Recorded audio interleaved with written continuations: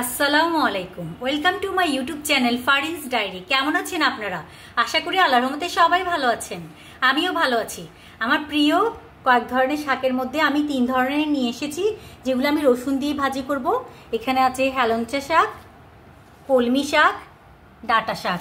দেখতেই পাচ্ছেন শাকগুলো কি সুন্দর ফ্রেশ। তিনটাই কিন্তু আমি রসুন দিয়ে ভাজি করব একসাথে। কখনো একসাথে করিনি, আজকে আমি ভাবলাম যে একসাথেই করি, দেখি কেমন লাগে। আশা করি মন্দ হবে না। এগুলোকে আমি সুন্দর করে কুটে পরিষ্কার করে ক্লিন করে নিয়ে আসছি, আমার সাথেই থাকুন। সবগুলো শাকই কিন্তু আমি সুন্দর করে পরিষ্কার করে নিলাম। এবার আমি এগুলো ধুয়ে তারপর কুচি করে নিব। দেখতেই পাচ্ছেন শাকগুলোকে কিন্তু আমি অনেক ভালো করে ধুয়ে নিচ্ছি। শাকগুলোকে সুন্দর করে আমি কুচিয়ে নিয়েছি আর এভাবে রেখেছি যেন পানিটা ঝরে যায়। আর যেহেতু আমি রসুন দিয়ে ভাজি করব, তাই আমি বেশি করে রসুন কুচি করে নিয়েছি। আর এখানে কাঁচামরিচ আছে। চলেন শুরু করা যাক আজকের রান্না। চুলাটা আমি জ্বালিয়ে দিলাম। সয়াবিন তেল দিয়ে দিলাম আমি। তেলটা গরম হয়ে নাও। বেশি করে রসুন কুচি,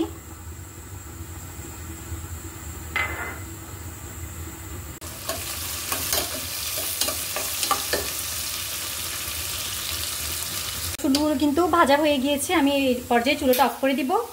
চুলা অফ করে আমি শাকগুলো দিয়ে দিচ্ছি, নাহলে কিন্তু রসুন বেশি পুড়ে যাবে।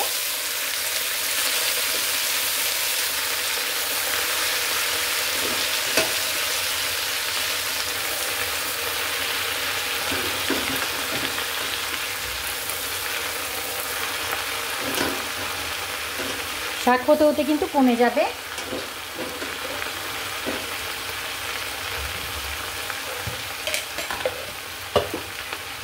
ঢাকনাটা দিয়ে দিচ্ছি আমি। এবার ছোট করে জালটা দিয়ে দিলাম আমি।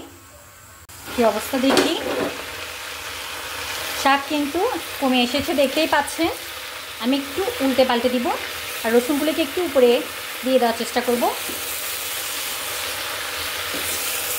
নাহলে কিন্তু আবার পুড়ে যেতে পারে।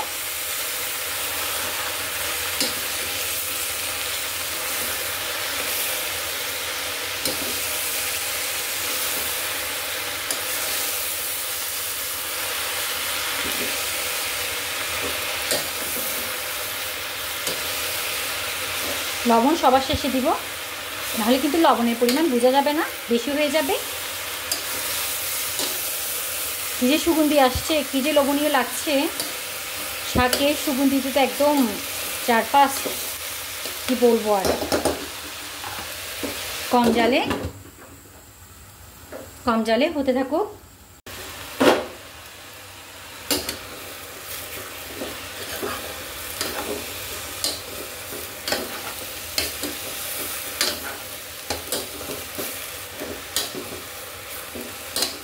কিছুটা পরে কিন্তু হয়ে যাবে আমার শাকগুলো। এই পর্যায়ে কিন্তু আমি কাঁচামরিচ দিয়ে দিব। কাঁচামরিচ দিয়ে দিচ্ছি।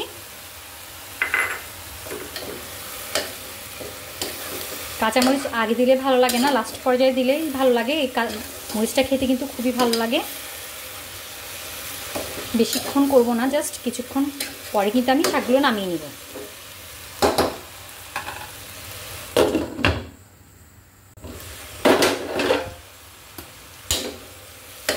আমার শাক কিন্তু হয়ে গিয়েছে, দেখতে পাচ্ছেন। এই পর্যায়ে আমি লবণ অ্যাড করব।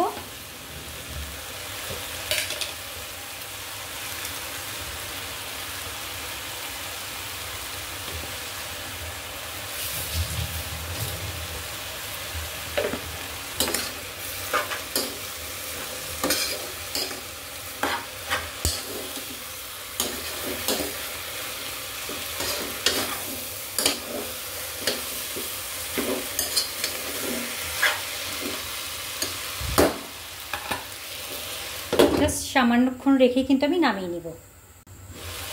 হয়ে গিয়েছে, চুলাটা বন্ধ করে দিচ্ছি। আর আমি একটা সুন্দর বাটিতে নিয়ে আপনাদেরকে দেখাচ্ছি আমার শাকগুলো কেমন হয়েছে। দেখতেই পাচ্ছেন আমি একটা সুন্দর বাটিতে নিয়ে নিয়েছি আমার 3 ধরনের শাক, যেটা আমি রসুন দিয়ে ভাজি করেছিলাম।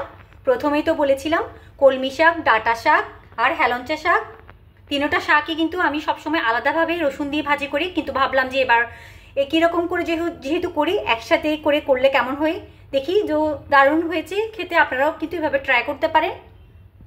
আশা করি মন্দ হবে না। তো সবাই ভালো থাকবেন, সুস্থ থাকবেন। আল্লাহ হাফিজ, আসসালামু আলাইকুম।